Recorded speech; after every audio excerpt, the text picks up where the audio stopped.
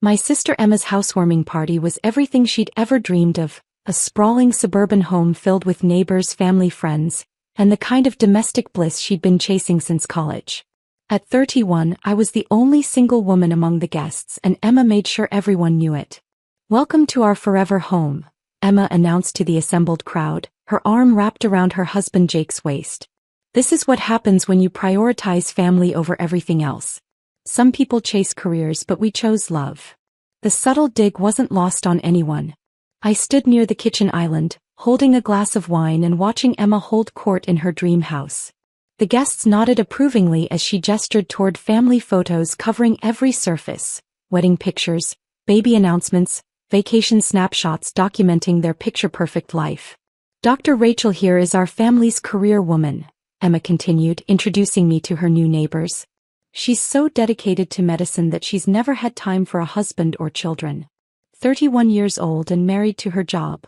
Mrs. Patterson from next door clucked sympathetically. "That's so sad, dear. All that education, but what's the point if you're alone? A woman needs family to feel complete." I'd heard variations of this conversation at every family gathering for the past 5 years. My surgical residency, fellowship, and now my position as pediatric cardiac surgeon were consistently framed as obstacles to happiness rather than achievements. My family saw my long hours and dedication as character flaws, not professional excellence. "Rachel works all the time," Mom explained to the neighbors. 16-hour days, weekends at the hospital. She barely has time to visit us, let alone date. We keep telling her that career success means nothing if you're alone. Emma's friend Lisa nodded knowingly. "I have a cousin like that. She's a lawyer, makes good money, but she's miserable. No husband, no kids. Just work and more work. What kind of life is that?" I took a sip of wine and stayed quiet. What they didn't know was that my obsession with work had led to developing a revolutionary surgical technique for children with complex heart defects. 3 medical journals had published my research, and hospitals worldwide were implementing my protocols. But explaining that would sound like bragging to people who viewed my career as a consolation prize. "The worst part is she could have been so happy," Emma said, her voice taking on that theatrical tone she used for maximum emotional impact. "She was engaged in medical school, remember David? But she chose surgery over marriage. Literally picked her career over love." Jake squeezed Emma's shoulder supportively. "Different priorities, I guess. Some people need constant achievement to feel worthy. We're lucky we figured out what really matters." The guests murmured agreement. Emma had married Jake right after college, had 2 beautiful children by 28, and now lived in a 4-bedroom colonial with a white picket fence. To everyone here, she'd won at life while I'd missed the point entirely. "It's not too late," Mrs. Patterson said kindly. "Rachel's still young and attractive. If she stopped working so much and put herself out there, she could probably find someone. Men don't mind successful women as long as they're not intimidating about it." "That's the problem," Emma's college friend Sarah chimed in. "Career women always think they're too good for regular guys. They want someone as ambitious as they are, but successful men want partners who prioritize family." I watched this dissection of my life choices while thinking about the surgery I'd performed yesterday, removing a tumor from a 6-year-old's heart while her parents waited in terror.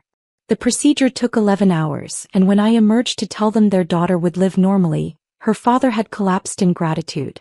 But to my family, that was just another day of being obsessed with work. "Rachel's problem is she thinks saving lives is more important than making a life," Emma declared. "She's so focused on being important at the hospital that she's forgotten what really matters. No husband, no children, no real family of her own." The living room full of guests nodded sympathetically. I was the cautionary tale, the woman who'd chosen wrong and was paying the price with loneliness. "I worry about her future," Mom said, accepting condolences like I was terminally ill. "What happens when she gets old? When her career ends? Who's going to take care of her? Emma will have Jake and the kids, but Rachel will have nothing but her work." Dad joined the conversation from the patio, beer in hand.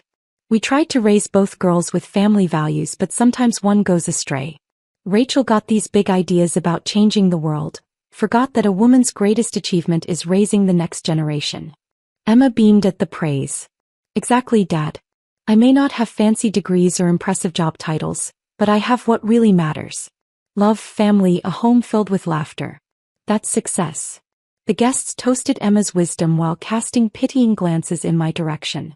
I excused myself to the bathroom, needing a moment away from the systematic dismantling of everything I'd worked for. When I returned, the conversation had shifted to Emma's pregnancy announcement. "We're trying for our third," she revealed to delighted squeals from the women. "Jake wants a boy this time, but I just want to give our children what we had growing up: stability, two parents who put family first, traditional values." "That's beautiful," Sarah said. "So different from women who put career before everything else. Children need mothers who are present, not distracted by work." I thought about the thank you letters I received from families whose children I'd saved, the medical students I mentored, the research that would help countless kids in the future. But in Emma's living room, surrounded by people celebrating conventional success, those accomplishments felt hollow. "Turn on the evening news," Emma suggested as dessert was served. "Let's see what's happening in the world while we celebrate our little piece of paradise." Jake grabbed the remote and flipped to the local news station. The anchor was finishing a story about city budget allocations when the screen switched to breaking news. "We're interrupting our regular programming for a special announcement from City General Hospital," the anchor said. "We're joined live by Hospital Administrator Dr. James Wilson with extraordinary news about the largest private donation in the hospital's history." Emma rolled her eyes. "Boring hospital stuff. Can we change the channel?" But Mrs. Patterson was interested. "My grandson was born at City General. Wonderful hospital." The camera showed Dr. Wilson standing in front of the hospital's main entrance. "Today, I'm honored to announce a transformative $100 million donation for the construction of a new pediatric cardiac surgery wing. This gift will create the most advanced children's heart center on the East Coast." The room fell quiet as the number registered. $100 million. "The donor," Dr. Wilson continued, "is one of our own staff members, Dr. Rachel Morgan, whose groundbreaking work in pediatric cardiac surgery has saved hundreds of lives and revolutionized treatment protocols worldwide." I felt the air leave the room as my name echoed through Emma's living room. Dr. Morgan's generous gift will fund not only the new wing but also a research institute and training program that will train the next generation of pediatric cardiac surgeons, Dr. Wilson explained. "Her innovative surgical techniques have reduced mortality rates by 40% and are now used in hospitals across 6 continents." Emma was staring at the TV screen, her mouth slightly open. Jake had set down his beer and was leaning forward. The guests sat frozen, processing what they'd just heard. "Dr. Morgan joins us now," the anchor said as the camera switched to show me in surgical scrubs, clearly recorded earlier that day. "Dr. Morgan, what inspired this extraordinary donation?" My voice filled the room. "Every child deserves the best possible chance at life. This wing will ensure that no family has to travel hundreds of miles for life-saving cardiac surgery. The Research Institute will continue developing new techniques to help children worldwide." Mrs. Patterson was the first to speak. Is that your Rachel?" Mom had gone completely pale. "Rachel, is this real?" The news continued with details about my research, the international recognition I'd received, and quotes from colleagues calling me one of the most innovative pediatric surgeons of her generation. They mentioned the 3 medical journals that had featured my work and the invitation I'd received to lecture at Harvard Medical School. $100 million, Jake said slowly. "Rachel, how is that possible?" "Medical patents," I said quietly. "The surgical techniques I developed are licensed to hospitals worldwide.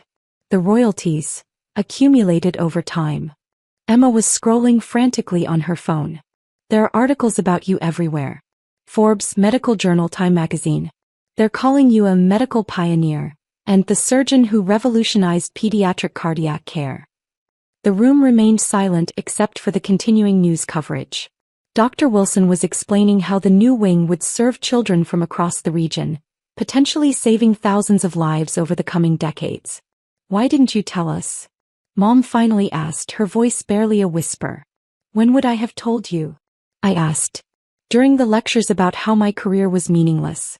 While you were explaining that I'd chosen wrong. Between the comments about how I'd wasted my life." Emma set down her phone, her face flushed. "Rachel, we didn't know. We thought you were just working all the time for nothing." "I am working all the time," I said. "I'm working to save children's lives. I'm working to advance medical science. I'm working to make the world better for families like the ones I treat every day. Dad appeared from the patio, having heard the commotion. Rachel, honey, we had no idea you were so successful. Successful? I looked around at the room full of people who'd spent the evening pitying my choices. You mean you had no idea I was wealthy? If I'd been saving lives but living paycheck to paycheck, would that have changed your opinion of my work? The question hung in the air unanswered. We're family, Emma tried. We love you. We were just worried about your happiness. No, I said, standing up. You were worried about your definition of happiness. You couldn't imagine that someone might find fulfillment outside marriage and children, so you decided I must be miserable. I picked up my purse and headed for the door. The same guest who'd been discussing my failures an hour earlier now watched in stunned silence. Where are you going? Emma called after me. Back to my empty, meaningless life, I said. The one where I save children's lives and donate $100 million hospital wings. As I drove away from Emma's perfect suburban house, I felt lighter than I had in years. Tomorrow the new wing construction would begin. Next month I'd start training the first class of fellows in my surgical techniques. And eventually fewer children would die from heart defects because of work I'd done while my family thought I was wasting my life. 6 months later, the Rachel Morgan Pediatric Cardiac Institute opened to international acclaim. At the dedication ceremony, a reporter asked if I ever regretted choosing career over family. I didn't choose career over family, I told her, looking out at the audience of medical professionals, grateful patients, and families whose children I'd saved. I chose to dedicate my life to protecting everyone's children. That feels like family to me. Sometimes the most meaningful life is the one other people can't understand.